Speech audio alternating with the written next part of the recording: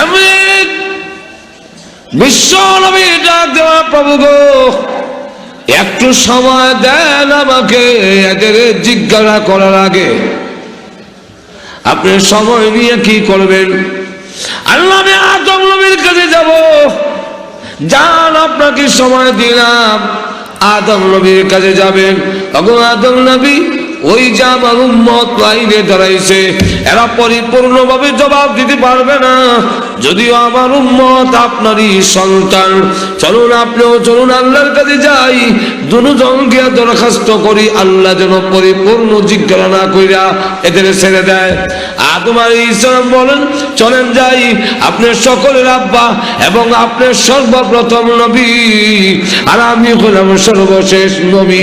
তাহলে দুই নবী যদি যাই গো, আদম আলাইহিস সালাম, বোঝা গেল পুরা নবীদের জামাতই এর ভিতরে আছে, প্রথম এবং শেষ নবী আছেন। যেরকম ঠিক কিনা?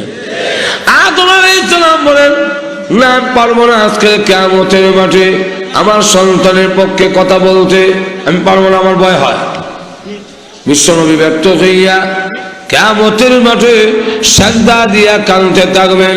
আল্লাহ, এই কিয়ামতের মাঠে আদম আলাইহিস সালাম বাবা হইয়া সন্তানের জিম্মাদারি ছেড়ে দিতে পারেন, কিন্তু আমি নবী, আমি না রাহমাতুল লিল আলামিন, আমার অনেক উম্মত এই লাইনে দাঁড়ায় আছে যারা তোমার কোরআনের জন্য বাড়ি ঘর ছেড়ে দিয়েছে।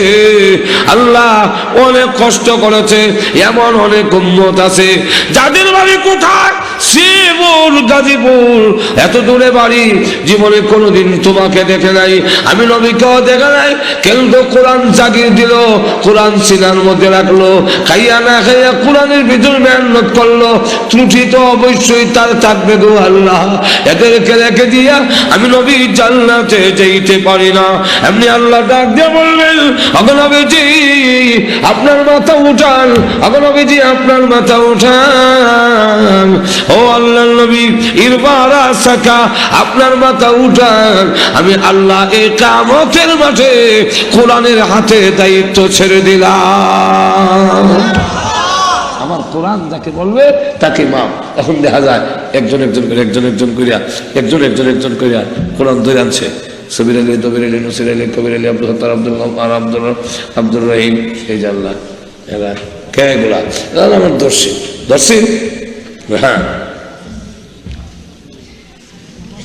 শোনো, এক একজনের নামে 99টা কেস, সুতরাং আর সাথ দেওয়া যায় না। কোরআন তখন ডাক দিয়ে বলবে দুই কথার এক কথা, হয়তো মাপ দেন আর না হয় আমাকে অস্বীকার করেন। আল্লাহ বলবেন, তুমি যে আমার কালাম তা অস্বীকার করতে পারবো না, অতএব তোমার দরখাস্ত মঞ্জুর করিয়া অপরাধীর জিন্দেগীর গুনাহ মাফ করে দিলাম। সুতরাং কোরআন শরীফ আমরা ধরব, দুনিয়া এবং আখিরাত উভয়টাই আমাদের জন্য। দুনিয়ার একটি সুন্দর সমাজ যদি আমরা চাই, আদর্শ সমাজ যদি চাই, ভালো সমাজ যদি চাই, চুরি ডাকাতি, চিন্তায় রাহাজানি, দর্শন অপহরণ, জঙ্গিবাদ, সন্ত্রাসবাদ, সকলবাদ মুক্ত সমাজ চাইলে কোরআন ছাড়া গঠন করা সম্ভব নয়। 2 নম্বর হইল, পরকালেরও যদি জাহান্নামের আগুন থেকে বাঁচতে হয়, কোরআন শিক্ষা ছাড়া বিকল্প নাই। এখন যদি এখানে ডাক্তার হতে পারবে না, পারবে, ইসলাম নিষেধ করছে না, ডাক্তার হতে পারবে। মহিলা ডাক্তার আমার হঙ্গ, আমি আমার বউরে না কইছি কি সরকার, যেরকম ঠিক কিনা, পারবে। কিন্তু নারী আর পুরুষের যেমন সবগুলো ভিন্ন, নারী আর পুরুষের কর্মক্ষেত্র হবে ভিন্ন, যেরকম ঠিক কিনা। নারী পুরুষের কর্মক্ষেত্র যদি ভিন্ন না হয়, নারী লাঞ্ছিত হবে। না, যদি এক কান করেন, মনে করেন একটা এক্সাম্পল, তখন আমি ঢাকায় লেখাপড়া করি, এক নেতা ভাষণ শুনছিলাম ছাত্র যমুনায়। ভাষণ কি? দেশকে সমৃদ্ধিশালী করতে হলে, দেশকে একটি কল্যাণকর রাষ্ট্র করতে হলে নারী পুরুষের কাঁধে কাঁধ মিলে কাজ করতে হবে। তো কইয়া ঢাকা শহর তখন পড়ি মেট্রোপলিটন পুলিশ বানিয়েছিল, মহিলা পুলিশ ঢাকা শহরে। তো এক মহিলা মাথার মধ্যে ক্যাপ টুপি দিয়া, এরপর 2জন মহিলার দিছে ঢাকা শহরে ভাড়া দিবার লেগে। এইভাবে যদি দেওয়া হয়, নারী ইজ্জত নিয়ে আসতে পারবে না। আপনি জোরে কন না, তার কর্মক্ষেত্র ভিন্ন হবে, যেরকম ঠিক না। ইসলাম নারীর সম্মান খুব দিয়েছেন। ইসলাম নারীর ইজ্জত এত উপরে দিয়েছেন, আমাদেরকে জানাই দিয়েছেন ইন্নাল জান্নাতা তাহতা আকদামি উম্মাহাতিকুম, তোমাদের জান্নাত হলো মার পায়ের তলে। আর তো কম নবী হোক, অলি হোক, গাউস হোক, কুতুব হোক, হাফেজ হোক, মৌলানা হোক, অ্যাডভোকেট হোক, যাই হোক, মাকে সম্মান করতে হবে। আর তো কম। এবং রাসূল এমন নবী দিয়েছেন যে ছোট বাচ্চার থেকে ধরে একটা, আপনার যদি প্রথম কন্যা সন্তান হয়, ইসলাম ঘোষণা দিছে আপনার কন্যা সন্তানটা যে হইল, এই জন্য আল্লাহর রসুল বলেন তোমার স্ত্রী ভাগ্যবতী প্রথম যদি মেয়ে হয়। ছেলে হইলে ভাগ্যবতী বলে নাই। আল্লাহর রসুল বলছেন তোমার ছেলে আছে মেয়ে আছে, চকলেট আনছো, ছেলের হাতে আগে দিও না, মেয়ের হাতে আগে দাও।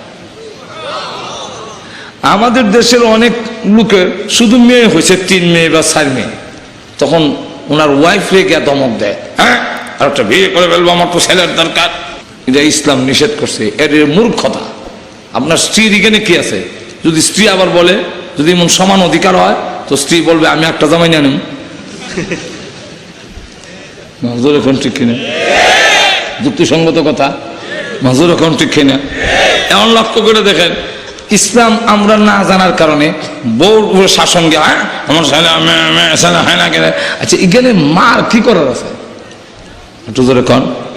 এরপরে আবার মহিলারা শেষ পর্যন্ত স্বামীর সাবু বইয়া আর কি করবে জানেও না, কোন পদ্ধতিও জানা নাই, তখন সেও যন্ত্রণায়, তখন একটা খাসি লিয়া জায়গা বাবার দরবারে, কোনো মাজার টাজার থাকলে সেখানে যায়, ওইখানে গিয়ে মাটি, আবার আমার নিজের দেখা মাটি এখানে হেঁটো লাগায়, বাবা 3টা মেয়ে হয়েছে, এইবার যে কি আছে কইতারি না, একটা খাসি লিয়ে এসে এটা রাখো, আর আমার তো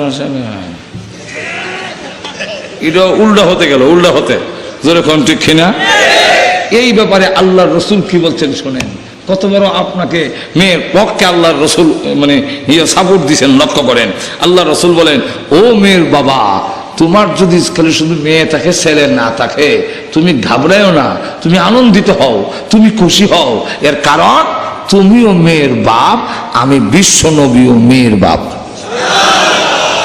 তোমার হাসর হবে আমার। এর চাইতে বড় আর পুরস্কার কি দিতে পারেন? মাজুর এখন ঠিক কিনা? আরো জোরে।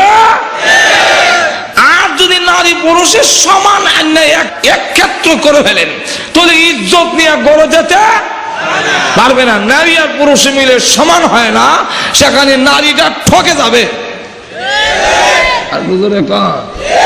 আর আমরা বলি সমান অধিকার, কিন্তু অধিকার দেই না, দেই ঘাটতি। প্রথম জমানায় যখন ওয়াজে নামলাম, আমি আরেক বক্তা একসাথে ওয়াজে যাই, তো ওনার আর আমি 2 বছরের ছোট বড়, এতটুকু রিক্সাতে যাচ্ছি, রিক্সাতে নেমে 1 কিলোমিটার যাইতে হয় হাইটা। ওনার একটা ব্যাগ আছে, আমার ব্যাগ নাই। ওনার আবার অভ্যস্ত হইলো ওনার সাথে যে থাকে ব্যাগটা তার হাতে দেলায়, আমাকে দিবে কেমন? আমি দাওয়াতি মেহমান না। তো আমার মনে না, আমার লঙ্গিটা খুলে গেছে, একটু ব্যাগটার দরে, তো একজনের লঙ্গি খুলে গেছে, ব্যাগে ধরবো না, আমি ধরলাম ব্যাগে। এখন লঙ্গি করতে লাড়াছাড়া দিয়ে আরে ব্যাগটা নেয় না। তখন তো আমি বুঝছি লঙ্গি ফিন্দার বাহানা দিয়ে গাঠটি আমার দিয়ে দিয়েছেন।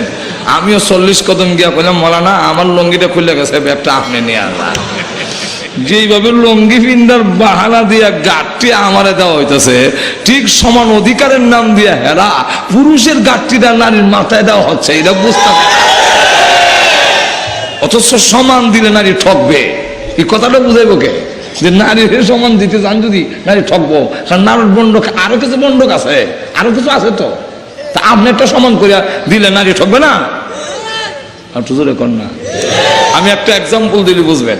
আমার ছাত্র জীবনের মাঠ খুনাখুনি বাড়ির থেকে যাই, তো দেখি মাঠে এক লোক চাষাবাদ করতেছে, তো সকলের তো 2টা বলদ থাকে না, কি বলেন ঠিক না?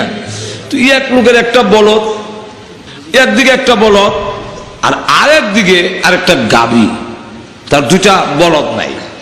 কাজের একটা দেওয়া হয়, এটা আমাদের দেশে কয় জোয়াল, আপনারা কি কোন জানি না? জোয়ালের মাঝখানে যে একটা কাড়ি থাকে দেখছেন, এখন এই মাঝখানের কাড়িটার মধ্যে লাঙ্গল বাঁধে, কি বলেন ঠিক না? কিন্তু উনি বলদের দিকে একটু চাপাইয়া বাঁধছেন, মাঝখানে বাঁধেন নাই। তা আমি দেখে বললাম, চাচা এই জুলুম করলেন কেন, মাঝখানে দিলেন না? আমার জবাব দেয়, জুলুম করছি না, ইনসাফ করছি।